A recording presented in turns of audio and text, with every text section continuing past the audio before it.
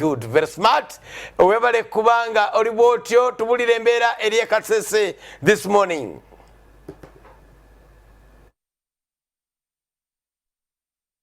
Neyanzege SPD Jennifer Flufiga n'omulabi waffe wa Sol TV yakeddeko olwaleero. Mwasuze mutya Kasese twasuze nga tuli mu nkuba nga yamanyi nnyo naye sawa zino etugerera eweddeyo kubanga navudde waka enkuba ng'etonyera ddala naye sawa zino eweddeyo. SPD Kasese district emu ku ezo ezibaddemu opposition nga yamanyi nnyo ekiri awo.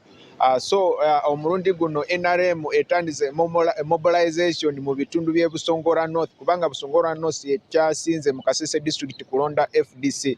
So balonkinze ebibinja ebigenda kubanga binoonya akalulu aka 2026 n'okwogerako n'abantu kwagala eggwanga lyabwe kubanga wano etwogerera waliwo ttiimu ezatuuse dda zigenda kubanga zisomesa ku patriotism abantu kwagala eggwanga lyabwe emikolo gigenda bera mu bwera mu Bukonzo West constituency. So bavuddeyo ne bagamba nti no singa tetuvaayo mangu kwogerako n'abantu abali mu constituency zino era tugenda kuddamu kufuna abantu nga ba opposition kuva mu Kasese district naye Busongora North ddala basimbye amakanda mu Busongora North kubanga eno babadde bagendera ddala emyaka nga gijo nga balonda FDC kujjako 2021 bagezaako leero ku luno ne balondayo ku NRM omubaka wa Member of Parliament kuva mu constituency eyo awa NRM naye abantu abali eri bagambye singa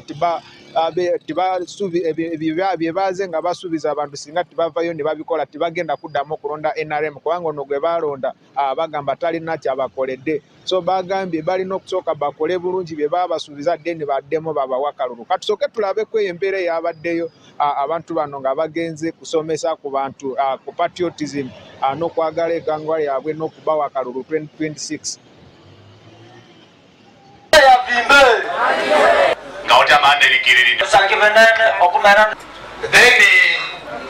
Yes. We have very many health centers around that need support, but I feel that if we elevate some to health center 4s and equip them fully, they will be able to support the health sector. It is improving the road network.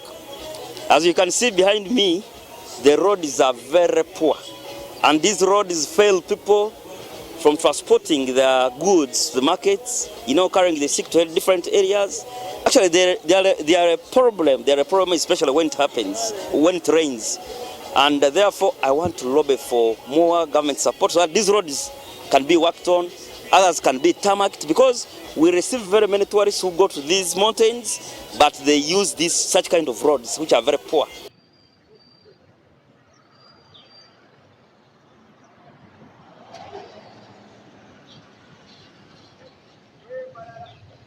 SPD oyo y'omu ku abo abavuddeyo ne bagamba nti no bagenda kuba nga bakola ku nsonga zino naye tetumanyi oba n'akisobola kukikolako kubanga Busongora North constituency tibalina wadde n'oluguudo n'olumu olwa tamaka ate Busongora North constituency kyekifo ekiyitiramu batourists ababa bagenze mu Mount Rwenzori National Park n'okugenda ku Margarita Peak n'okugenda mu nsozi kulaba snows. So yagambye singa gavumenti tevaayo neyambako ku nguudo zino abazungu bayinza kusaza mu programu zaabwe ez'okugenda mu nsozi kulaba Margarita Peak ne snows mu Mount Rwenzori National Park. Naye nga Salt Media twabaddeyo ebisingako tugenda kuba nga tubibawa mu mawulire gaffe Omunyi Live n'Omunyi Kusatu. Over to you.